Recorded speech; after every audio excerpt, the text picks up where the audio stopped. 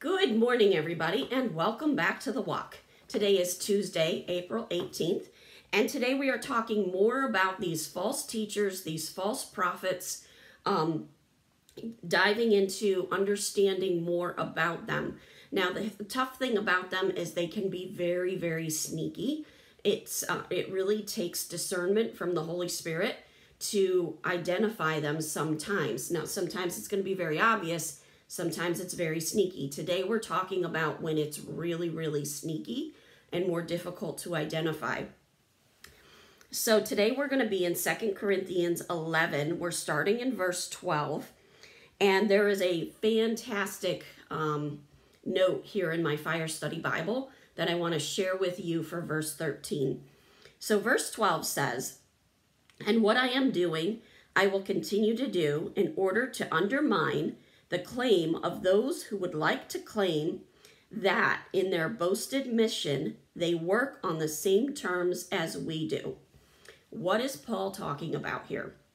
He is talking about people who have that spirit of religion and they claim that they're doing exactly what the people who are following the Holy Spirit are doing.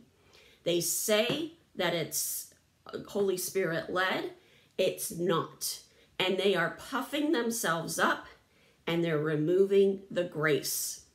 Then we get to verse 13. It says, "For such men are false apostles, deceitful workmen, disguising themselves as apostles of Christ." Now, when you think about this, on the surface, you may come to the conclusion of, why would Satan imitate the teaching of people who are following the Holy Spirit? Well, he's going to imitate it so he can get them hooked in, get them trusting it, and then start to pull in all that false teaching and pull people away from God. That's why he does it. So when we look at this note in the Fire Study Bible, this is what it says for verse 13. "The great deceiver, Satan, uses evil people as his agents, transforming them into false apostles, deceitful workmen, and leading them to gain influence in the church among Christians." That's the initial purpose, is to gain that influence.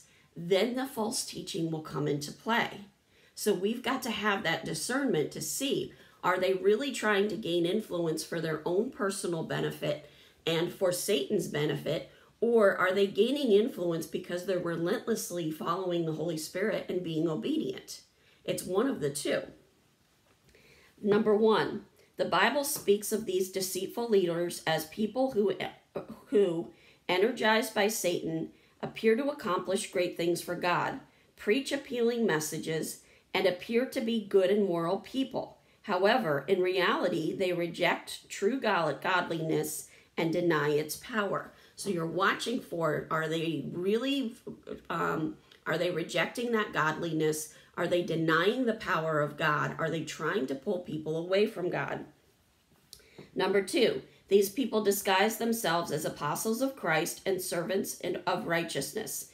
They imitate genuine Christian ministers, blending into their message and lives an appearance of godliness.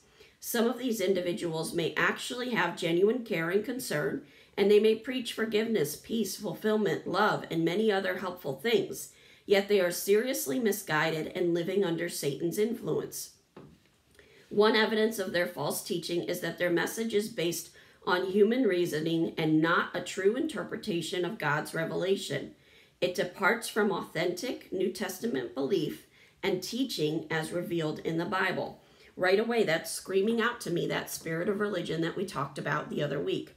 That spirit of religion really wants to pull in that human reasoning and elevate human beings and put themselves on that throne rather than God. Number three, all of Christ's followers must beware of these misleading ministers. We must be faithful to look beyond their charisma, eloquent speech, education, miracles, apparent success, or popular message so that we are not deceived by their message. Keep in mind, they're not getting the full story because they are not following the revelation of the Holy Spirit. Number four, all religious leaders are to be judged according to their attitude and loyalty to the message of salvation. through the sacrificial death of Jesus Christ and to his original message as presented in the New Testament. That original message is relentless obedience to the Holy Spirit. We have got to keep the grace in place. And if we don't, oh, I love that phrase, keep the grace in place. When that grace is in place, we know that we are following the Holy Spirit. If that grace is removed, we know it's a false teaching, and we need to be aware of that.